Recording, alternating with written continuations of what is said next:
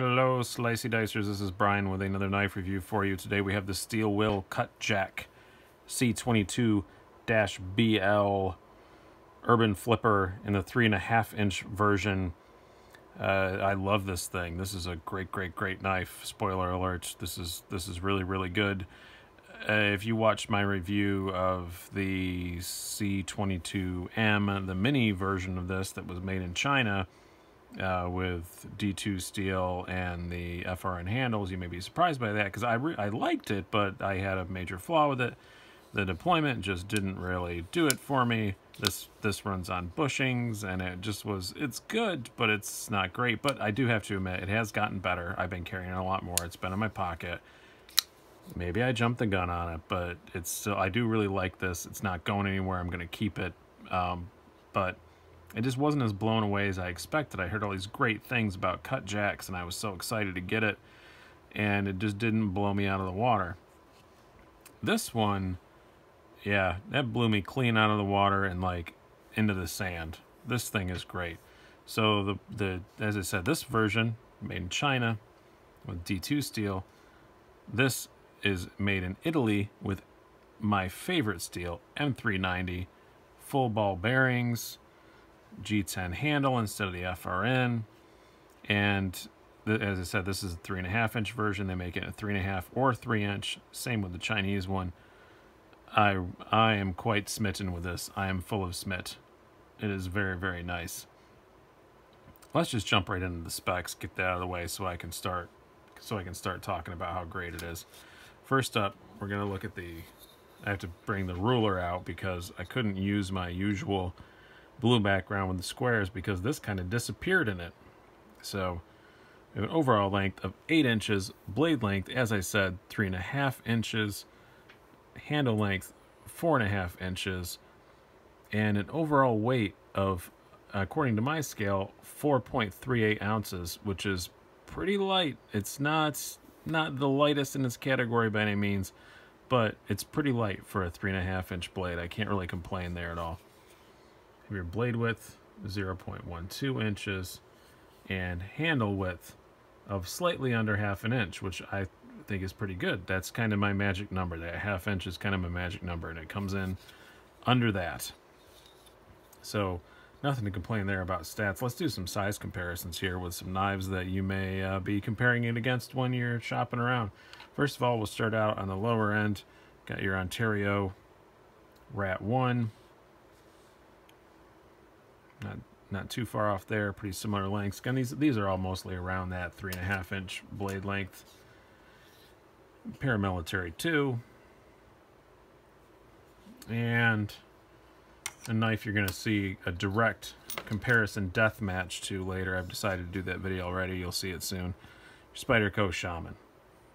So, your size comparison. Let's talk about the aesthetics of this. As you can see, the knives I just compared this to, I kind of blew through them quickly, but let's look at it against like the Shaman. I would call the Cutjack a handsome knife. It looks good. There's nothing at all wrong with the way it looks. Nothing at all. It looks fine, but it's not an imaginative design. I guess I'm sorry, I bumped the tripod there. Happens. It's not an imaginative design. It's not something that makes you go, oh my god, I gotta have that. It looks very functional, which it is. It looks very purposeful. There's nothing wrong with the way it looks, but it just doesn't excite the senses the way that like that Shaman I just showed you did to me. I don't know, that's just me. Aesthetics are a personal thing. Beauty's in the eye of the beholder and all that shit, but it just doesn't really strike me as being freaking amazing, I guess. But what does strike you as being amazing is once you actually pick it up and get close to it, the quality on this thing is just great. It's really good. All the screws and stuff, all the shiny parts, as they say, look good. You have a tube full for the lanyard if you're a lanyard guy. That's a nice touch. I always like it when I see that. And you know that they're thinking about details when they do that. The lockup's really good. About 25%. Look at the blade centering's perfect right out of the box. Can't complain about that. The G10 looks really well done. There's no sharp edges or anything on it anywhere. And the finish on the blade looks really good. I mean, if I gotta make the tiniest little complaint, I don't know, there's kind of a shadow around the printing on it, but whatever, that doesn't bother me. That's probably gonna wear off pretty quick. Although I've been using this a fair bit and it hasn't worn off yet, but that's like you're really picking at hairs now. It doesn't even come across in the camera. So forget that I said anything about that. It doesn't really matter. And it comes in a really cool package, which I know I'm always talking about packaging, so you guys make crap about it. But yeah, you got this little slide out package. Steel will, urban. I don't know what makes it urban. I haven't really figured that out exactly yet. If it had a Public Enemy phase in high school or something, I don't know why that makes it urban. Comes wrapped in this nice little, I took that out, nice little bubble wrap. You get your little certificate here of authenticity, your serial number, when it was made. That's always nice to see. It's nice to see something actually handwritten by somebody. That's pretty cool. And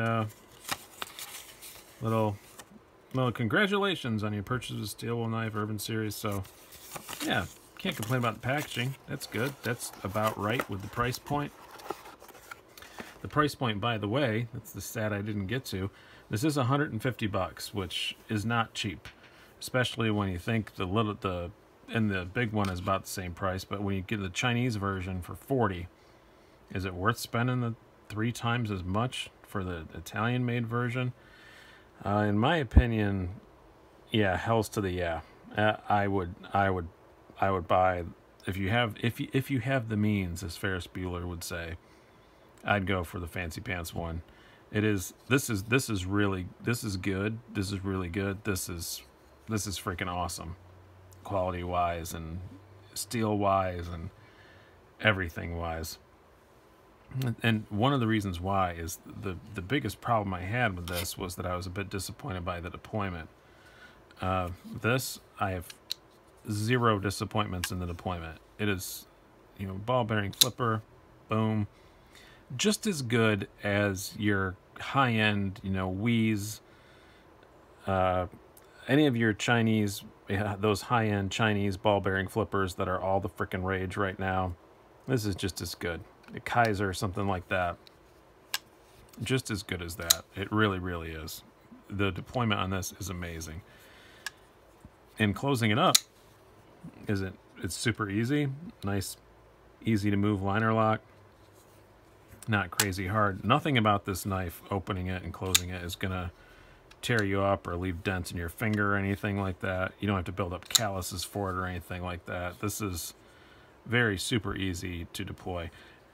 Ergonomically, as I said, you don't have to build up calluses to deploy it. You definitely don't have to build up calluses to carry it either. This thing is super ergonomic in the hand. It is very, very, very comfortable knife. Right up there with some of my beloved knives like the Manix 2 or the Shaman.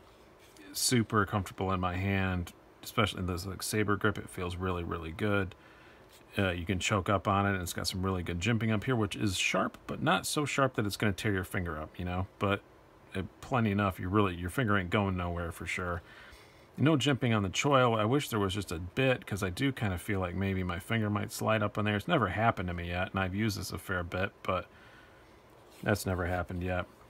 Now, ergonomics in your pocket, however, that's where I do have a couple of flaws with this thing. So let's bring your PM2 back out.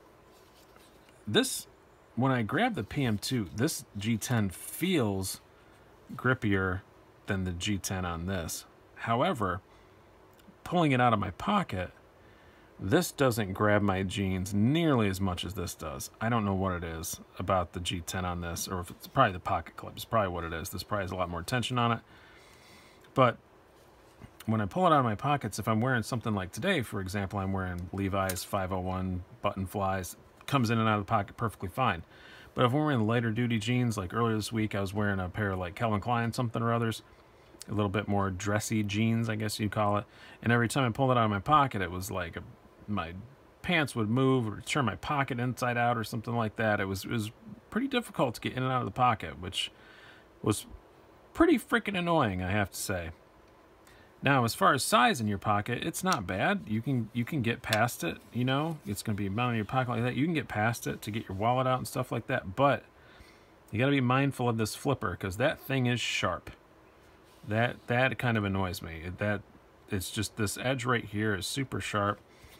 I didn't fix it because I'm doing the review, but now that I've done the review and I'm not getting rid of this thing, I'm going to keep it. I'm probably going to file that down a little bit to make this particular edge right here a little bit smoother because it was really cutting at my pinky when I was reaching in to get some stuff. Something you can fix in, 30 seconds with a hand file, but still kind of annoying that it came out that way. Just ergonomically, that was something I thought they should have, for a knife that's this well designed and this functional, they probably should have thought that through, I think. Let's just cut some stuff with it, right? That's what you guys came to see. This is a knife. It cuts stuff. Let's cut some stuff. Let me cut some paper here. Just M390, great edge out of the box, super sharp. As I said, this is a flat grind, 0.12 blade thickness. You know it's going to be a good slicer, and it is. It is awesome. It's really, really good. I'm not doing a good job of demonstrating its slicing awesomeness right now, but it's great. I really like the sliciness of it. I cut through some cardboard and stuff with it. I cut through some paper and was never disappointed in it in the slightest. Great, great, great knife in that regard. Very functional tool. Very ergonomic in your hand. You can hold it all day and do stuff with it. So let's just get to my conclusion because I'm already starting to jump into it. I really like it. And 150 bucks is probably about the right price for it. It's not like Steel Will is getting a really good reputation. I don't think they're quite up there with that reputation of Spyderco or Benchmade or other stuff you're looking there yet, but they should be. They're damn close. If you really know knives, you know that. But if you don't know knives, you might be wondering who they are. The Italian-made Steel Wills, I'm a big, giant fan of. The Chinese ones, I like, but I can't quite say I'm a fan yet. But this one, very, very happy with. I would definitely give it 2 pretty enthusiastic thumbs up for a kind of EDC sort of blade. It's definitely not like what I would call a tactical blade in any way. But if you're looking for something just to carry around all the time, very good, very good. M390 is plenty beefy enough to take out in the woods and beat the hell out of. Construction sites, all kinds of stuff like that. If you do real man shit, it's going to handle it. It's a really good knife. I'm very impressed with the Steel Will Cutjack, Italian made in the M390. Highly recommend. Hope you guys enjoyed this video. I've been Brian. Have a good night.